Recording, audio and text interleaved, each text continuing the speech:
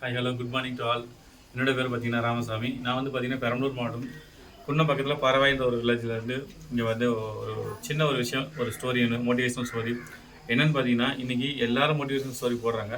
But இருந்தாலும் நாங்களும் ஒரு சின்ன ஒரு ஸ்டோரி 1 மினிட்ல போடுறோம். என்னென்னு பார்த்தீங்கன்னா, ஒரு புறாவுக்கும் ஒரு எறும்புக்கும் ஒரு சின்ன போட்டி. கண்டிப்பாக புறாவுக்கும் எறும்புக்கும் போட்டினாலும் நல்லா யோசிச்சு பாருங்கள்.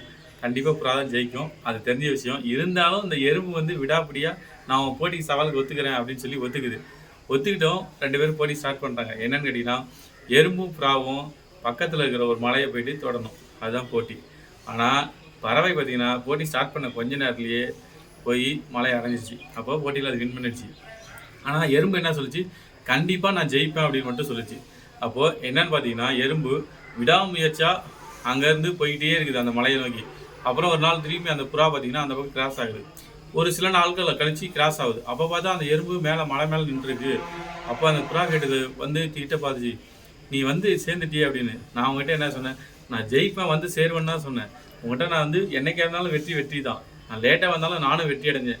நீ சீக்கிரம் வெற்றி அடைஞ்சினா, நான் வந்து லேட்டாக வெற்றி அடைஞ்சேன். மொத்தத்தில் சக்ஸஸ் ஒன்று தான் அப்படின்னு சொல்லிச்சான். அதனால் சில பேருக்கு வெற்றி உடனே கிடைக்கும், சில பேருக்கு லேட்டாக கிடைக்கும். பட் ஆனால் சக்ஸஸ் ஒன்று தான். அது முன்னாடியும் கிடைக்கும், பின்னாடியும் கிடைக்கும். So thanks to watch every one. Thank you to all leaders.